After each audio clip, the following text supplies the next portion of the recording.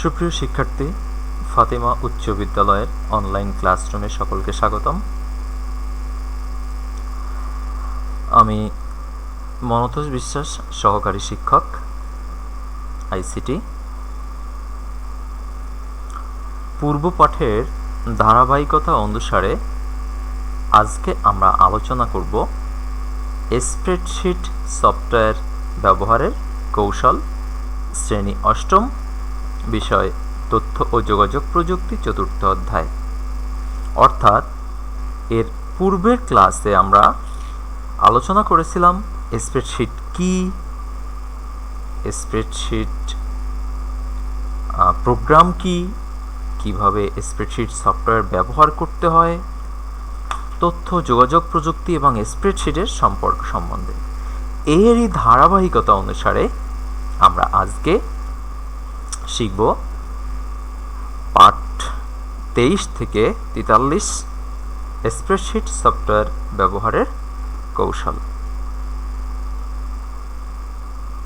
তো spreadsheet software ব্যবহার কৌশল সম্পর্কে জানার পূর্বে আমাদের সর্বপ্রথম যে বিষয়গুলো প্রয়োজন হবে, অর্থাৎ যে উপকরণ প্রয়োজন হবে এবং যে বিষয়গুলো আমাদের পূর্ব থেকেই সংরক্ষণ করে রাখতে হবে, কারণ তোমরা জানো আইসিটি একটি ব্যবহারিক ক্লাস। ব্যবহারিক ছাড়া আইসিটি, ব্যবহারিক জ্ঞান ছাড়া আইসিটি সম্পর্কে সম্পূর্ণ ধারণা অর্জন করা বেশ জটিল। তো তোমাদের কাছে যদি কম্পিউটার থাকে তোমরা এটা ব্যবহার করবে এবং ধারাবাহিকতা অনুসারে ক্লাসের নির্দেশনা অনুসারে তোমরা এটা বাসায় প্র্যাকটিস করবে। তো চলো স্প্রেডশিট সফটওয়্যার ব্যবহারের কৌশলের শুরুতেই আমাদের কম্পিউটারে মাইক্রোসফট অফিস প্রোগ্রামটি ইনস্টল করা থাকতে হবে এবং অবশ্যই মাইক্রোসফট অফিসে মাইক্রোসফট অফিস এক্সেল শাখা সফটওয়্যারটি থাকতে হবে। আচ্ছা, তো চলো আমাদের ধরে নেই আমাদের মাইক্রোসফট অফিস সফটওয়্যারটি ইনস্টল করা আছে বা এই সম্পর্কে আমরা পূর্বেই শিখেছিলাম। এখন ব্যবহারের শুরুতেই কিভাবে এটি আমরা চালু করতে পারি বা ওপেন করতে পারি সরাসরি আমরা ধারাবাহিকভাবে সেগুলো জানার চেষ্টা করি। তো চলো আমরা শুরু করি কিভাবে আমরা সফটওয়্যারটি চালু করতে পারি। তোমরা কিন্তু এর পূর্বেই ওয়ার্ড প্রসেসিং সফটওয়্যারটি খোলার কৌশল শিখেছো। ওয়ার্ড প্রসেসিং যারা চালু করতে পারবে ঠিক একই নিয়মে স্প্রেডশিট সফটওয়্যারটিও চালু করতে পারবে। স্প্রেডশিট সফটওয়্যারটি চালু করার পূর্বে আমাদের সর্বপ্রথমে কম্পিউটারের বাম দিকে এখানে স্টার্ট বাটন রয়েছে। এটাকে কি বাটন বলা হয়? Start button. আমরা ধারাবাহিকভাবে কিন্তু এটাকে পর্যবেক্ষণ করব। তাহলে প্রথমে আমরা কোথায় ক্লিক করব? স্টার্ট বাটনে। স্টার্ট বাটনে ক্লিক করার পর এখানে তোমাদের যাদের উইন্ডোজ 7 দেওয়া আছে তাদের এখানে সরাসরি অল প্রোগ্রামস, যাদের উইন্ডোজ 10 আছে তাদের অল অ্যাপস থাকতে পারে অথবা কিছু নাও থাকতে পারে, আমার মতো এরকম থাকতে পারে। আপডেট ভার্সন ইউজ করলে তাহলে এরকম থাকবে। তো স্টার্ট বাটনে ক্লিক করব সর্বপ্রথম, দেন মূল পাঠ্য বই অনুসারে এখানে অল প্রোগ্রামস থাকবে।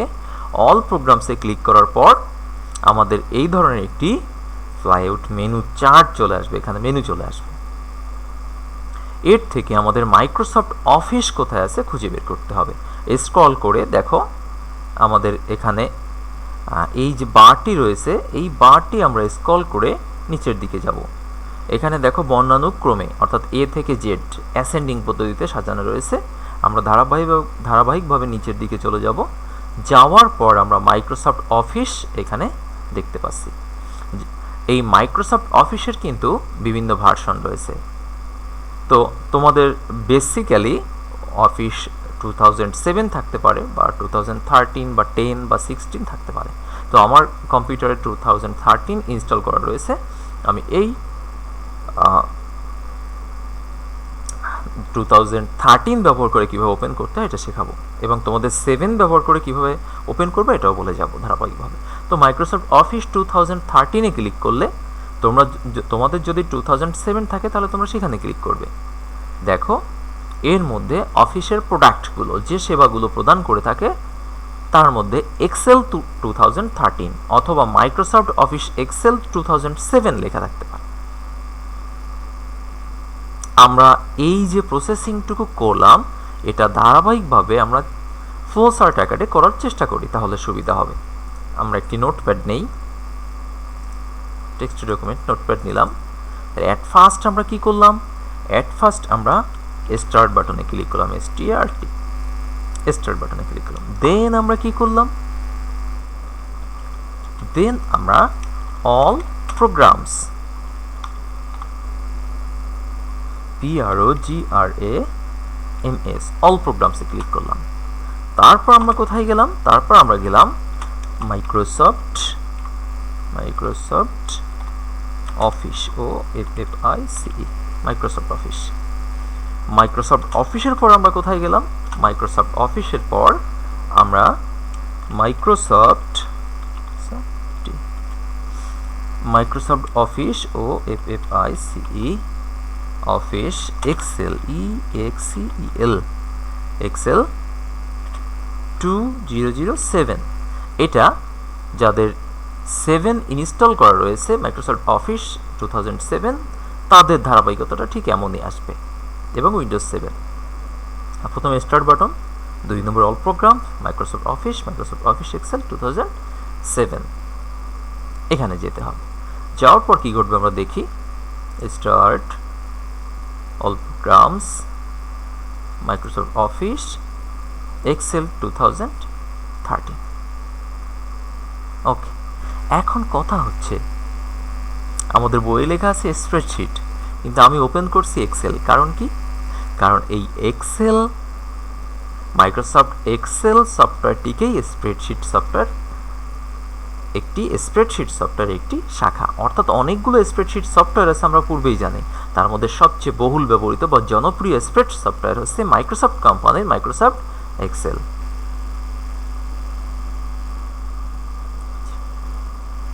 তো তারপর আমরা এইভাবে একটি ব্ল্যাঙ্ক ডকুমেন্ট আসবে, আমরা ব্ল্যাঙ্ক ডকুমেন্টে ক্লিক করলে আমাদের ঠিক মাইক্রোসফট অফিস উইন্ডোটি চালু হয়ে যাবে।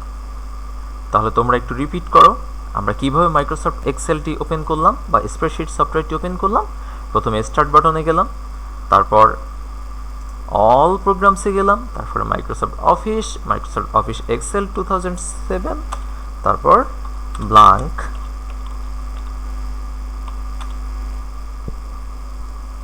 স্প্রেডশিট বা ব্ল্যাঙ্ক এক্সেল, EXCEL, এক্সেলে ক্লিক করেছি, ব্ল্যাঙ্ক পেজে আমরা ক্লিক করছি, দেন ওপেন হয়ে গেছে। এছাড়াও তোমরা অন্য আরেকটি উপায়ে কিন্তু মাইক্রোসফট এক্সেল ওপেন করতে পারো। কেমন সেই প্রক্রিয়াটি আমরা একটু খেয়াল করি। যদি তোমাদের কম্পিউটারে এই ধরনের কোনো আইকন থাকে, এই এক্সেল কোনো আইকন থাকে,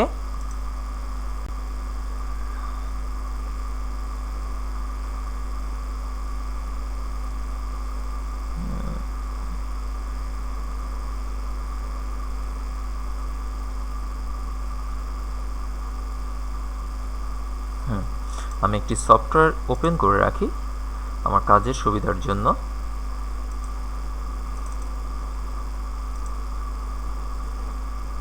ওকে, তো এই ধরনের যদি আমরা একটু খেয়াল করি, হ্যাঁ, এই ধরনের যদি কোনো আইকন থাকে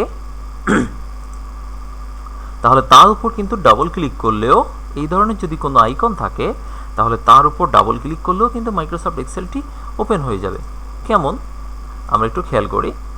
দেখো এই যে এই এক্সেল আইকনটি, এর উপর যদি আমরা ডাবল ক্লিক করি তাহলে মাইক্রোসফট এক্সেল উইন্ডোটি ওপেন হয়ে যায়। তাহলে আমাদের মাইক্রোসফট এক্সেল ওপেন করার বা স্প্রেডশিট সফটওয়্যার ওপেন করার কয়টি পদ্ধতি রয়েছে? দুইটি পদ্ধতি। একটা হচ্ছে ধারাবাহিকভাবে স্টার্ট বাটনে গিয়ে অল প্রোগ্রামসে গিয়ে Microsoft Office Excel 2007 blank database. আর একটা হচ্ছে স্প্রেডশিট প্রোগ্রামের আইকনে ডাবল ক্লিক করে। ওকে, এখন আমরা দেখো কম্পিউটারের স্ক্রিনে দেখো আমরা একটি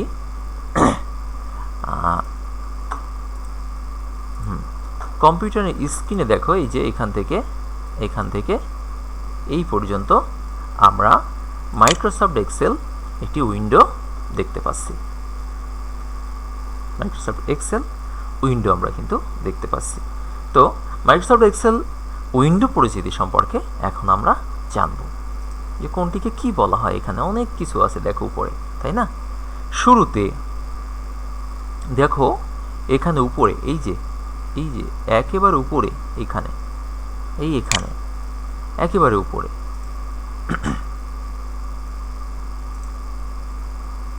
এই যে এখানে, হ্যাঁ, একেবারে উপরে আমরা new Microsoft Excel worksheet .xlsx Excel একটি বার দেখতে পাচ্ছি, সরাসরি বার দেখতে পাচ্ছি। এটাকে বলা হয় কি? এক্সেল উইন্ডোর একেবারে উপরে ওয়ার্কবুকে যে শিরোনাম লেখা থাকে এই বারটাকে বলা হয় টাইটেল বার। তাহলে এটার নাম কি? Title bar. আমরা এটাকে একটু ক্রপ করে দেখি। এই যে এইখান থেকে লম্বা করে যে বারটি রয়েছে এই পর্যন্ত, এই বারটিকে বলা হয়, এই বারটিকে আমরা বলতে পারি কি? Title bar. এটাকে আমরা বলতে পারি TITLEBAR, টাইটেল বার। এই যে বারটা বা এই যে অংশটা আমরা এখানে দেখতে পাচ্ছি, এখান থেকে এই যে অংশটাকে আমরা দেখতে পাচ্ছি, এটা টাইটেল বা শিরোনাম। অর্থাৎ আমরা যে নামে এক্সেল ফাইলটিকে সংরক্ষণ করে রাখবো সেই নামটি কিন্তু এখানে শো করবে। চলো আমরা দেখে নেই কিভাবে সেটি শো করে।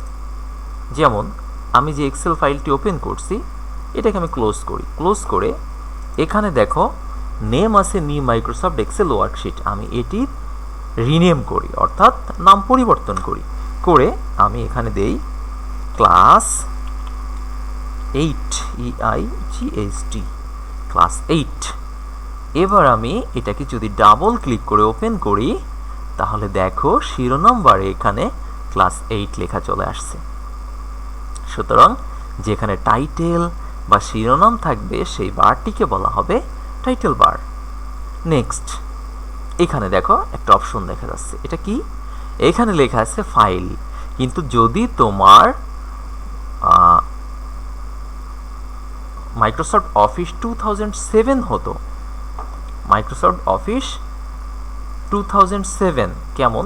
আমি যদি এখানে লিখি OFFICE অফিস 2007 লিখে আমি সার্চ করি এবং ইমেজগুলোকে যদি আমরা দেখি তাহলে দেখো এটাকে আমরা যদি ওপেন করি, ওপেন করে আমরা সেভ করে নিতে পারি।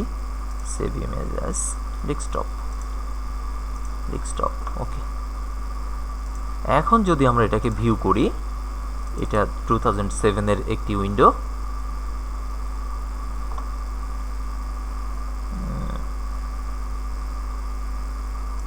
প্রিন্ট দিয়ে ওপেন করতে পারি এটাকে আমরা। ওকে, তাহলে দেখো এই যে এই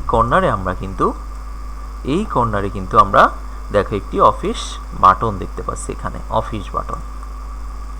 ঠিক আছে, এটিকে অফিস বাটন বলা হয়, অফিস বাটন। কিন্তু আপডেট ভার্সনে, অর্থাৎ আমি যে ভার্সনটি ইউজ করছি 2013, এখানে অফিস বাটন লেখা নাই বাট ফাইল লেখা রয়েছে। কিন্তু দুইটা বাটনের কাজই কিন্তু একই। এক্সেল উইন্ডোর উপরের বাম দিকে কর্নারের বাটনটি হলো অফিস বাটন। অর্থাৎ আমি ছবিতে যদি তোমাদের দেখাই, এটাকে বলা হয় অফিস বাটন। এই অফিস বাটনে ক্লিক করলে কি কি পাওয়া যেতে পারে আমরা একটু ক্লিক করি। ক্লিক করলে দেখো নিউ রয়েছে, information, info for information, new, অর্থাৎ নতুন একটি এক্সেল বা ওয়ার্কবুক খোলার জন্য মনে রাখতে হবে স্প্রেডশিটকে আবার ওয়ার্কবুকও বলা হয়, এটা আমরা আগেই জেনেছি। তারপর আমাদের ওপেন দ্বারা পুরাতন কোনো এক্সেল ফাইল খোলার জন্য, সেভ করার জন্য, নতুন নামে সেভ করার জন্য, প্রিন্ট করার জন্য নানা ধরনের অপশন রয়েছে। সুতরাং আমরা বলতে পারি এক্সেল উইন্ডোর উপরের বাম দিকে কর্নারে বাটনটি হলো অফিস বাটন। এটিতে ক্লিক করে নতুন এক্সেল ওয়ার্কবুক খোলা, আগের ওয়ার্কবুক খোলা, ওপেনে ক্লিক করে ওয়ার্কবুক সংরক্ষণ সহ আরও অনেক কাজ করা যায়। এরপর আমরা চলে আসো এই যে উপরে কর্নারে, এখানে 4টি অপশন রয়েছে। এই যে দেখো 4টি অপশন রয়েছে, আমরা স্ক্রিনে এখানে দেখতে পাচ্ছি, আনডু, রিডু, সেভ এবং এক্সেল আইকন। তো এই যে বারটি রয়েছে আমরা এখানে ক্লিক করে দেখতে পারি, এই যে কুইক অ্যাক্সেস টুলবার, এটিকে কুইক অ্যাক্সেস টুলবার বলা হয়। এখানে আমরা আরও বাড়াতে পারি, কমাতে পারি। কেমন করে? এখানে এই যে ড্রপ ডাউন অ্যারো রয়েছে, এখানে ক্লিক করে আমরা এই যে শর্ট অ্যাসেন্ডিংটাকে বাড়াতে পারি, শর্ট ডিসেন্ডিংটাকে বাড়াতে পারি, তারপরে ইমেইল নিয়ে আসতে পারি, আবার এগুলোকে আমরা রিমুভ করতে পারি। হ্যাঁ দেখো, তো এই যে বারটি রয়েছে, এই বারটি অর্থাৎ অফিস বাটনের পাশেই বা আমাদের যে ফাইল বাটনের উপরে যে বারটি রয়েছে, এখানে এই অফিস বাটনের পাশেই যে বারটি, এটিকে বলা হয় কুইক অ্যাক্সেস টুলবার। এটা কেন ব্যবহার করা হয়? সচরাচর যে বাটনগুলো বেশি ব্যবহৃত হয় সেগুলো এখানে রেখে দিতে হয় আমাদের কাজের সুবিধার্থে। সবচেয়ে বেশি প্রয়োজনীয় যে বাটনগুলো বারবার আমাদের সেভ করতে হয়, যে সেভ আইকন, দেখো আমি এখানে কার্সার ধরলে সেভ লেখা চলে আসছে, সেভ আইকন রেখেছি। তাহলে আমাদের যে টুলগুলো বেশি প্রয়োজন সেগুলো থাকে এই কুইক অ্যাক্সেস টুলবার। নেক্সট, এবার দেখো এই যে হোমটা, এখানে হোম ট্যাব এখানে সিলেক্ট করা রয়েছে, হোম ট্যাবটি সিলেক্ট করা রয়েছে। এই যে এখানে রয়েছে হোম ট্যাবটি সিলেক্ট, কিন্তু হোম ট্যাবে ক্লিক করলে দেখো এর মাঝে অনেকগুলো অপশন পাওয়া আছে, অপশন রয়েছে, বিভিন্ন কমেন্ট রয়েছে। আবার ইনসার্টে ক্লিক করে দেখো আবার ভিন্ন ধরনের অসংখ্য কমেন্ট রয়েছে। আবার পেজ লেআউটে ক্লিক করলে দেখো অসংখ্য কমেন্ট রয়েছে। তো মাইক্রোসফট এক্সেলে বিভিন্ন কমান্ডকে দেখো গুচ্ছাকারে সাজানো রয়েছে। এই যে ক্লিপবোর্ডের অধীনে এখানে cut, copy, format, painter, font হচ্ছে গ্রুপের মধ্যে এখানে font size, font, bold, italic, underline, তারপরে বর্ডার, নানা রকম অপশন রয়েছে। তো সবগুলো গুচ্ছাকারে সাজানো রয়েছে, অর্থাৎ মাইক্রোসফট এক্সেলে বিভিন্ন কমেন্টকে গুচ্ছাকারে সাজানো থাকে। এগুলোকে একত্রে কি বলা হয়? এগুলোকে একত্রে বলা হয়, এই যে আমি যদি এটাকে কেটে নেই, এখানে এই যে সম্পূর্ণ যে অংশটা আসছে, এগুলোকে একত্রে বলা হয়, কি বলা হয় আমি লিখে দেই, তোমরা একটু খেয়াল করো, দেখো কি বলা হয়, RIBON, রিবন বলা হয়। অর্থাৎ মাইক্রোসফট এক্সেলে বিভিন্ন কমেন্টকে গুচ্ছাকারে সাজানো থাকে, এই কমেন্টগুলোকে রিবন বলা হয়। প্রত্যেকটা মেনুর অধীনে আইকনের মাধ্যমে এই কমেন্টগুলো সাজানো থাকে। দেখো এখানে আইকনও রয়েছে, নামও রয়েছে, নিচে আবার আইকন রয়েছে। তাই আইকনের মাধ্যমে এই কমেন্টগুলো সাজানো থাকে, অর্থাৎ একে গুচ্ছাকারে একত্রে রিবন বলা হয়। এবং প্রত্যেকটা মেনুর অধীনেই কিন্তু রিবন রয়েছে, গুচ্ছাকারে সাজানো রয়েছে। তো আমরা কি শিখলাম? প্রথমে আমরা কিভাবে ওপেন করতে হয় তা শিখলাম, টাইটেল বার শিখলাম, অফিস বাটন শিখলাম, কুইক অ্যাক্সেস টুলবার শিখলাম, দেন রিবন সম্পর্কে আমরা শিখলাম। এরপর দেখো আমি যখন কোনো ঘরে ক্লিক করছি, একটা মজার বিষয় হচ্ছে, দেখো এখানে একটা লেখা উঠছে, দেখছো? এই যে দেখো এখানে চেঞ্জ F5 আছে, এখানে ক্লিক করলে B4 হয়ে গেছে। অ্যাকচুয়ালি মাইক্রোসফট এক্সেলের এই প্রত্যেকটি ঘরকে একটি সেল বলা হয়, অর্থাৎ 1, 2, 3, 4 এগুলো প্রত্যেকটা একটা রো। বাম দিকের 1, 2, 3, 4, 5, 6 দ্বারা রো নির্দেশ করে, আর উপরের এই যে A, B, C, D, D, E, F এগুলো দ্বারা কলাম নির্দেশ করে। আর প্রত্যেকটা কলাম ও প্রত্যেকটা রো এর যে সংযোগ স্থল এর প্রত্যেকটাকে এক একটা সেল বলা হয়, এবং যে সেলে ক্লিক করা থাকে তাকে অ্যাক্টিভ সেল বলা হয়। তো দেখো এইখানে কিন্তু সেই সেল অ্যাড্রেস বা সেল অবস্থান ভেসে উঠছে, এবং আমি যদি ঘরের মধ্যে কিছু লিখি তা দেখো এই যে A1, তা দেখো এই যে ফাংশন অফ এক্স লেখা এখানে কিন্তু সেগুলো দেখা যাচ্ছে। সুতরাং এই যে বারটা এখানে দেখো আমি ইন্ডিকেট করি, এখান থেকে শুরু করে এই পর্যন্ত যে বারটা, এই বারটাকে বলা হয় সেল অবস্থান ও সেলের বিষয়বস্তু দেখানোর বার বা ফর্মুলা বার বা ফর্মুলা বার। কেমন, আমি এটাতে একটা ঘরে ক্লিক করি, দেখো B4 উঠছে, আর এখানে কিন্তু আমি যদি কোনো কিছু লিখি তা দেখো এই B4 ঘরে দেখা যাচ্ছে। তো এই যে বারটা এখান থেকে এই পর্যন্ত যে বারটা, এই বারটাকে বলা হয় ফর্মুলা বার। কি বলা হয়? এটাকে আমরা বলতে পারি ফর্মুলা বার, FORMULA ফর্মুলা বার বলা হয় এটাকে। আচ্ছা, আমরা ফর্মুলা বার সম্পর্কে জানলাম। তাহলে ফর্মুলা বারে কি থাকে? সেলের অবস্থান ও সেলের বিষয়বস্তু। আর এটি হচ্ছে এই রিবনের ঠিক নিচেই এই বারটি অবস্থান করে, রিবনের ঠিক নিচেই। দেখো এই যে রিবন, এর নিচে এই বারের অবস্থান। সাধারণত সেলের অবস্থান বা সেল রেফারেন্স প্রদর্শন করা হয় এই বারে, পাশাপাশি সেলের বিষয়বস্তু বা কন্টেন্টও দেখানো হয়। এরপর নিচের দিকে দেখো রেডি একটি বার রয়েছে, রেডি এই যে লম্বা করে এখানে একটি বার রয়েছে যেখানে জুম ইন জুম আউট রয়েছে।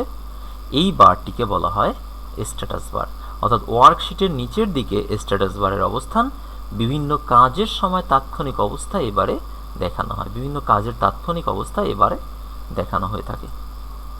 আচ্ছা, এছাড়া স্ট্যাটাস বারের বাম দিকে ভিন্ন ভিন্ন পদ্ধতিতে ওয়ার্কশিট দেখার অপশন রয়েছে। এরপরে দেখো এই ঠিক স্ট্যাটাস বারের উপরেই রয়েছে শিট ট্যাব। এখানে একটি শিট রয়েছে, আমি আরও একটি শিট এই প্লাস চিহ্নতে অ্যাড করতে পারি। তো আমি দেখো 1 নম্বর শিটে কেন শিট ট্যাব বলা আছে লিখলাম এখানে এ, আর 2 নম্বর শিটে লিখলাম এখানে বি। তোমাদের জাস্ট বোঝানোর জন্য আমি যখন 1 নম্বর শিটে ক্লিক করছি দেখো এ লেখা আসছে, 2 নম্বর শিটে ক্লিক করছি বিবি। তো এই যে ট্যাবগুলা এটাকে বলা হয় শিট ট্যাব, অর্থাৎ ওয়ার্কবুকে কতগুলো ওয়ার্কশিট থাকে তাই এই শিট ট্যাবে দেখানো হয়। বিভিন্ন শিটের মধ্যে আসা যাওয়া করার জন্য শিট ট্যাব ব্যবহার করা হয়, এক শিট থেকে অন্য শিটে যাওয়ার জন্য আমাদের শিট ট্যাব ব্যবহার করা হয়। আচ্ছা, তো আমরা কি শিখলাম এই সম্পর্কে একটু ধারণা নেই।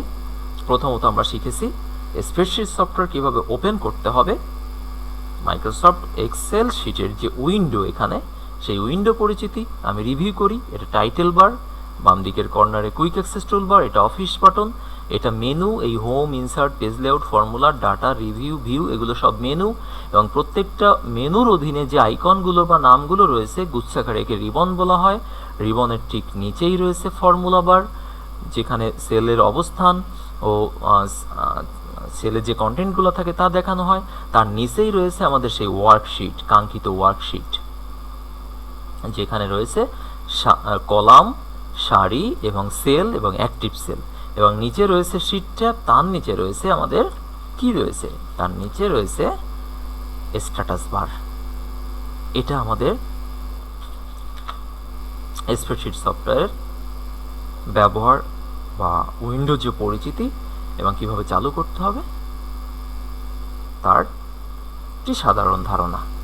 তোমরা মূল বইটি ভালো করে পড়বে, বাসায় কম্পিউটার থাকলে সঙ্গে সঙ্গে প্র্যাকটিস করবে, অনেক সমস্যার সৃষ্টি হবে তখন তুমি প্রশ্ন করবে যারা এই সম্পর্কে জানে, অথবা আমার কাছে কমেন্টে জিজ্ঞাসা করবে। তাহলে আস্তে আস্তে তোমার জড়তা কেটে যাবে এবং তুমি শিখতে পারবে। প্র্যাকটিস ছাড়া অর্থাৎ ব্যবহারিক জ্ঞান ছাড়া আইসিটি বিষয়টি ভালোভাবে আত্মস্থ করা সম্ভব নয়, কারণ এটি একটি ব্যবহারিক বিষয়। তো আশা করি তোমরা মোটামুটি একটি সুস্পষ্ট ধারণা লাভ করতে পারছো। এরপর মূল বইটিকে যত ভালো করে পড়বে এবং প্র্যাকটিস করবে, আরও ভালো জ্ঞান অর্জন করতে পারবে। আজকে আমাদের ধারাবাহিক পাঠের স্প্রেডশিট সফটওয়্যার ব্যবহারের কৌশল সম্পর্কে যে পাঠটি, তা এখানেই শেষ হলো। তোমরা অবশ্যই আমি যা করেছি এটি বই পড়ে বাসায় প্র্যাকটিস করবে। সকলে সুস্থ থাকবে, মা বাবার কথা শুনবে, বেশি বেশি করে বই পড়বে এবং পরবর্তী ক্লাসে অবশ্যই অংশগ্রহণ করবে। সকলকে ধন্যবাদ।